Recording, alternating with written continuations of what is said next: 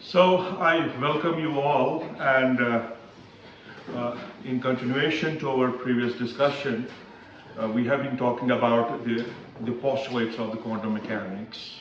But before we take on our mathematical description and take on our understanding of these postulates of quantum mechanics, today I have come up with another important idea about quantum physics. It's not an idea. It's a math. It's the transformation of quantum mechanics into some kind of reality. And what that reality is, if you can see this photograph, it's showing us a very special character that lives in our brains, and we call it neuron. So today I'll just introduce you about the quantum mechanics of brain, right? So what we have, the brain is made up of cells, and we call these special cells as neurons. And classically, these neurons, what they do, they make a transition, they make the transportation of electrical signals. There is some chemistry going on, and there is transport of information from one neuron to another neuron is electrical in nature. And this is what biologists believe. They believed that these cells are actually transporting these electrical signals. And this is how the brain is working. But when we think about the brain itself, these cells are made of atoms. These cells are made of molecules. And here we have a different kind of mechanics. And that mechanics tells us that these atoms and molecules, they do not behave the way we think in the classical framework.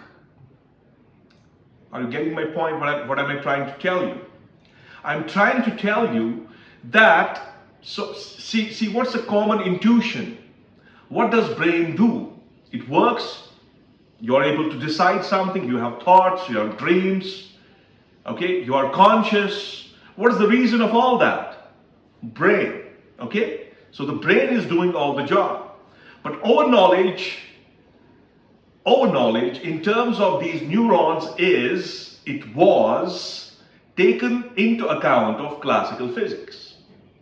It's as if a neuron is making a communication with another neuron through something known as electricity. There are electrical signals going on. But when we boil down this neuron is itself made of atoms and molecules. So if it is made of atoms and molecules, these atoms and molecules should also behave in the framework of laws of quantum mechanics. Are you getting what am I trying to tell you? So maybe the story is different here. When we talk about the quantum mechanics of the brain, we are talking about the thoughts, we are talking about the decisions. Where from these decisions are coming? Are they coming from neurons, or they are coming from these atoms and molecules? The more fundamental answer will be, they are coming from atoms and molecules that these cells are made of. But quantum mechanics tells me that at the microscopic level, at the atomic level, at the level of electrons, at the level of molecules, the presence of the particle is at many positions at the same point of time. I think you're not getting it. Okay, see, I have a coin, I'll toss it. What do you expect? Either head or tail. This is classical physics. Either you will get head or you will get tail. But if I use quantum mechanics, I will say that here, when I flip a coin, I don't see at the coin, there is presence of both head as well as the tail. This is called quantum mechanical superposition. So your coin is showing both the sides at the same point of time. A dice, the probability of getting 1 is 1 by 6. That's the classical probability. But when I talk about the quantum mechanical perspective, all the faces of the dice are there. This is called superposition. But what makes it different is the observation. When you observe, you find either head or tail. But what before observation? They are both, head as well as tail. So we have millions and billions of atoms and molecules there inside the brain, and they might be in superposition. If I assume that my brain is made of coins, all the coins will have both the states, head as well as tail. And once I take an action, suppose I talk to you, I raise my hand. See, there are three things. Suppose my hand, okay, it's at rest. I raise it. I don't raise it. Where from it is coming? So inside the brain, there may be a superposition of raising up, putting down, putting right, putting left, putting forward. But the result, the action that I'm taking is the collapse. Is the collapse of all the superpositions. Is the collapse of all kind of actions that exist in my brain. So we can manage to connect quantum mechanics with the very framework, what's called as brain, the most complicated organ that we don't understand how it works purely, how it takes decisions. But quantum mechanics is certainly a basic tool. It's a tool that can raise us maybe to understand what is consciousness, maybe to understand why we have dreams, maybe to understand why we have thoughts. But at its gross level, I can understand. I'm talking to you. There are all possibilities present in my brain. But what am I talking is maybe the collapse of all these wave functions. And I'm able to express you the things the way I'm trying to express it. So this is how quantum mechanics becomes very, I should call it vulnerable, to give us idea about that which is very, very complicated in nature. So we will go on and we will proceed with our what we have been talking about. We have been talking about these postulates. Okay, so let's move on from here. So if I quickly remind you, postulate 1 tells us that there is something known as wave function that has the complete information about the system. The postulate 2 tells you that corresponding to every observable that we have in classical physics, like momentum, velocity, kinetic energy, we have a corresponding operator in quantum mechanics. The postulate 3 tells us that if you have an operator and this operator is a Hermitian operator and it acts on a wave eigenfunction, you will get the eigenvalues. Okay? And your eigenfunction will be back. The vector on which this Hermitian operator will act will give you back the original vector. So now if I have to write down this Hermitian in the integral form, okay? So what do you mean by Hermitian? Suppose I have a vector, say,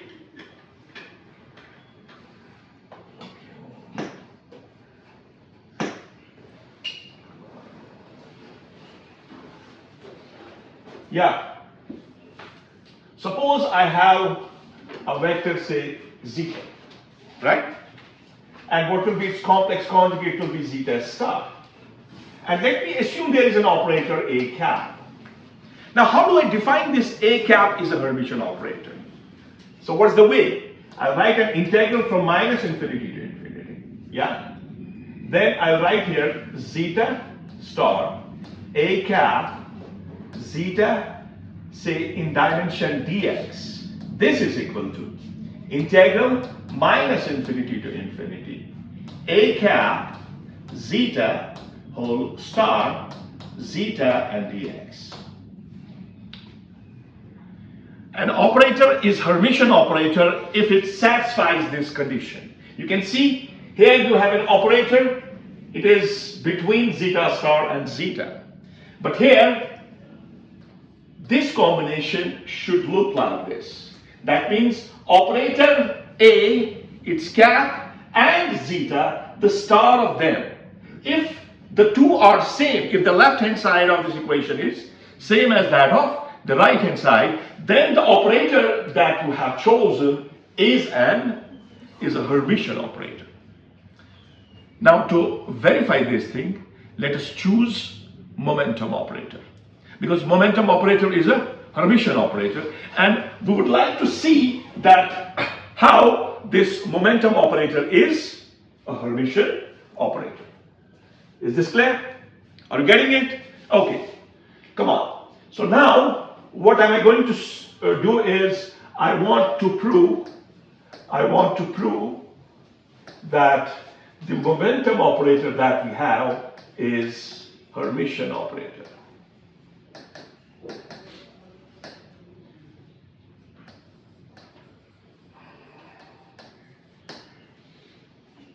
Right? So I would like to write on the left hand side of that equation that I wrote down on the board, right? What was that? That was integral, okay, that was zeta, come on, integral zeta star, momentum operator, and zeta and dx, right?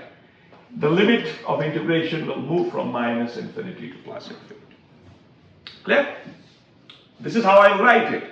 So what should be the result? What kind of result I should obtain from here? I should obtain that this is equal to integral minus infinity to infinity p cap zeta star, this whole star and times zeta dx. This is something that we should obtain. Right?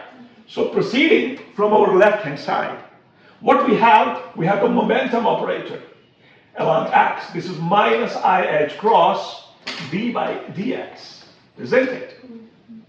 I would like to use it in my left hand side. What will I get?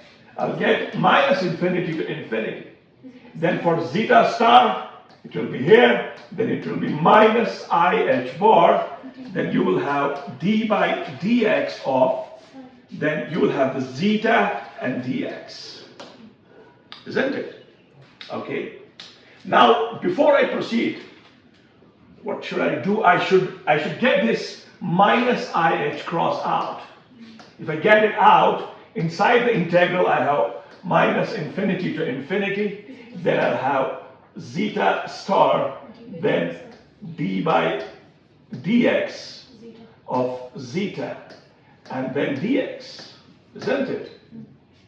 Now, we have a general formula for integration. If we have integral of uv, this is equal to what? This is u as its integral of v minus integral differential of u and integral of v.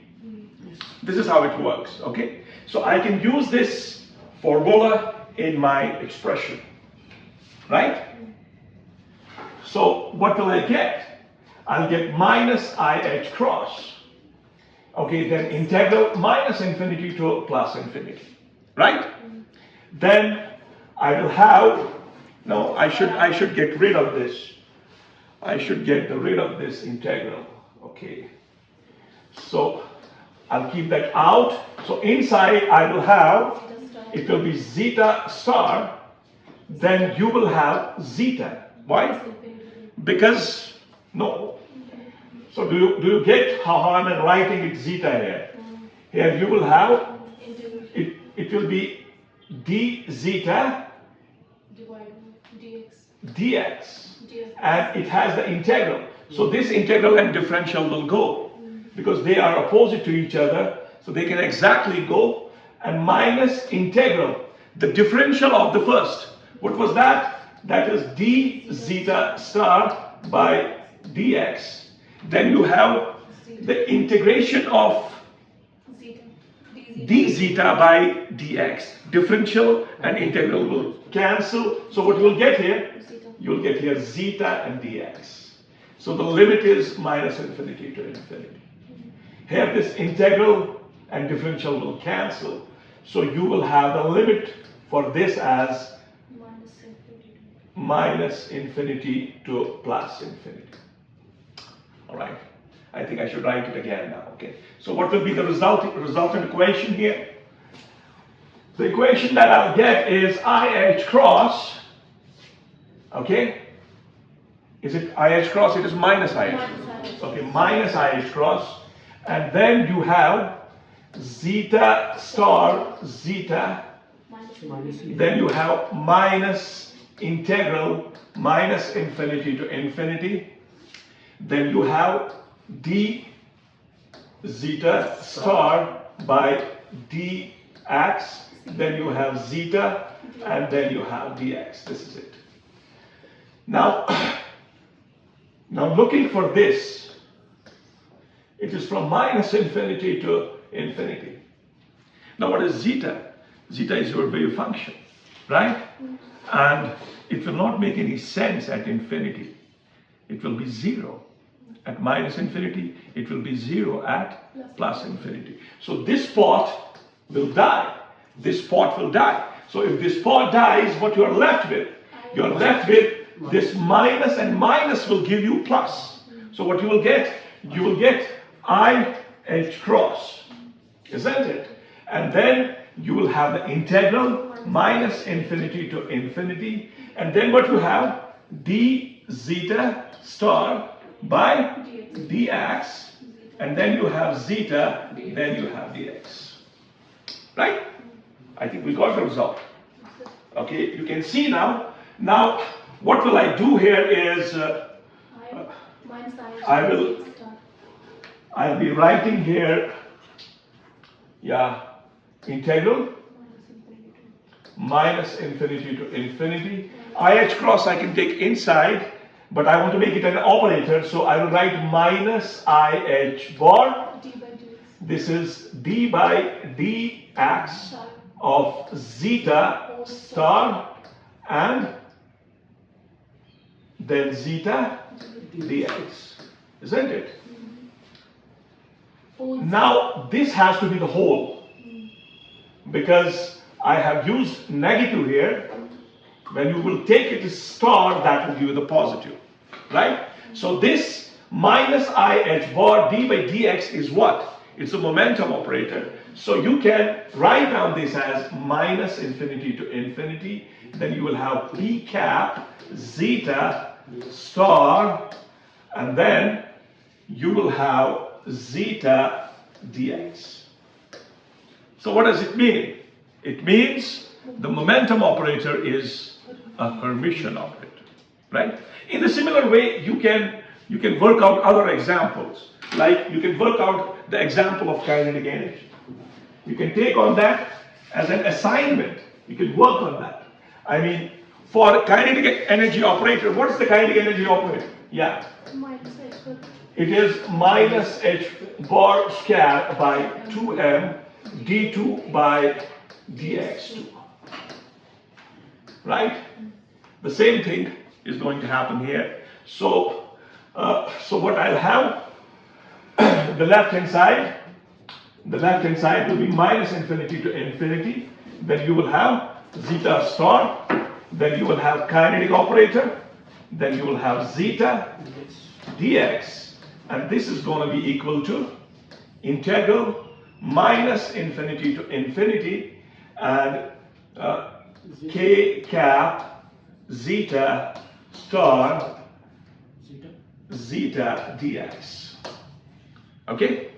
The same kind of technique you can use to verify that the kinetic energy operator is a Hermitian operator. You will again come up with the same kind of UV rule. You will see there will be the points where the integrals and differentials will cancel. Then you will work out it and you will prove that the kinetic energy operator is a Hermitian operator. Is this clear?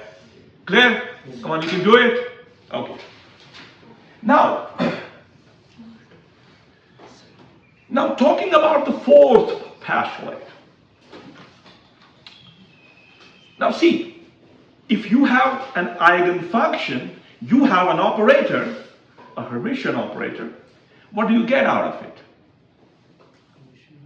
You get the eigenvalues. And eigenvalues are real numbers. And you are returned back by the eigenfunction, by the same vector. Now, if that's not the case, I mean, if you are not able to get the same function back, what's the way to resolve that issue? There are many range of explanations for that. Different books reveal it in a different way. They have different way and they have different style of describing it. But here, I would like to tell you that the basic point that we should take in mind, in fact, we call it expectation value, we call it average. The point is why we want this average. And to answer this question is that we are not returned with the same state vector. If we are not returned back with the same state vector, then we look for what's called as the expectation value, right? So this will take up the case of the fourth postulate. What's that? Expectation value. Expectation value. And we would like to demonstrate it a little bit mathematically so that we realize that why we need this expectation value. Now look at this. What you have is an expectation value. You have an operator A. So if you want to write down the expectation value of this operator, you can write it as something like this. This is a symbol for representing it as an expectation value. So what this expectation value is, if I take my problem in terms of the wave function psi star, it is integral minus infinity to infinity psi star, then this operator A, and psi in one dimension, say dx, divide by integral minus infinity to infinity psi star psi and dx. So this equation will give us the measure of the expectation value. And you see the denominator of this equation is basically, when you start with something like this, you have to, your vectors have to be normalized. So if the vectors are normalized, so I can get rid of this denominator, because on normalization, this integral will give me a value equal to 1. So what we will be left with, you will be left with the expectation value on operator A as the integral minus infinity to infinity psi star A and psi and dx. Isn't it? Right? Okay. Now, as I said, if I take psi as a linear combination of n number of vectors, if I write it as sigma, say ci, in terms of the basis vectors, say phi I. Right? Fine? Okay. Now if this is psi, what will be psi star? It will be sigma Now I will use another indices, say ck. So I is running from 1 to n, and k is running from 1 to n, ck and phi k.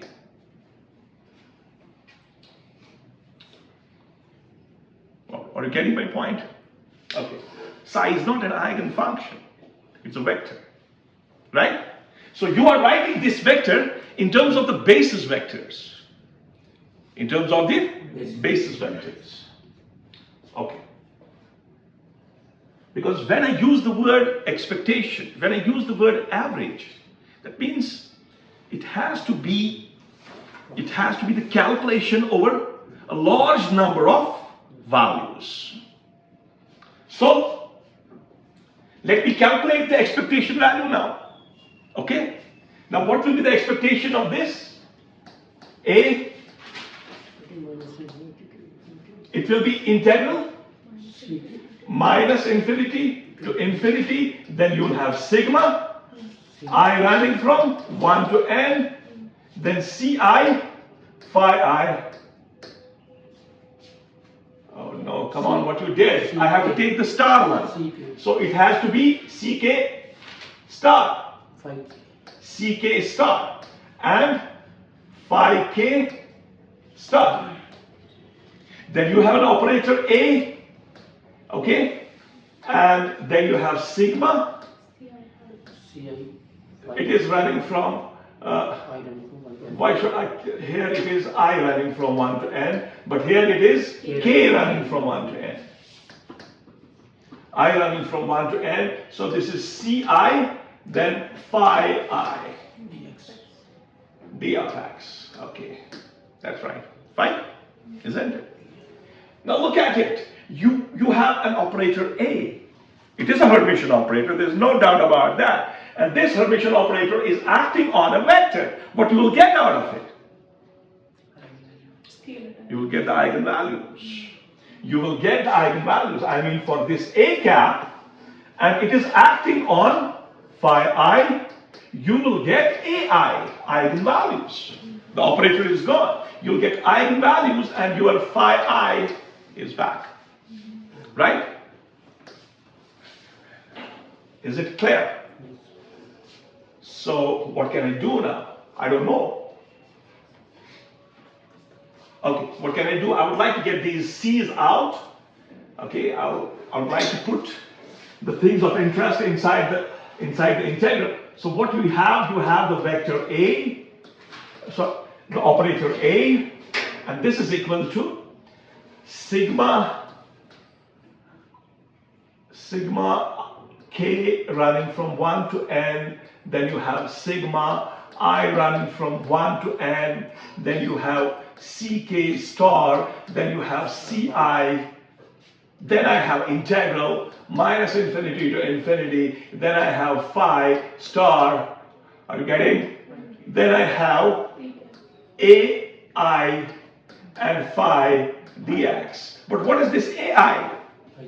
They are numbers, okay? So I can write this ai also outside this integral. So what you will be left with is sigma k running from 1 to n, sigma I running from 1 to n. So you will have ck star, you will have ci, you will have ai, and you will have an integral minus infinity to infinity phi star phi dx. Right? Now how can you represent this integral? You can represent it by as a canonical delta. Right? So what will I write here? Yeah, I will write A is, yeah, sigma k sigma I ck ci ai delta ik.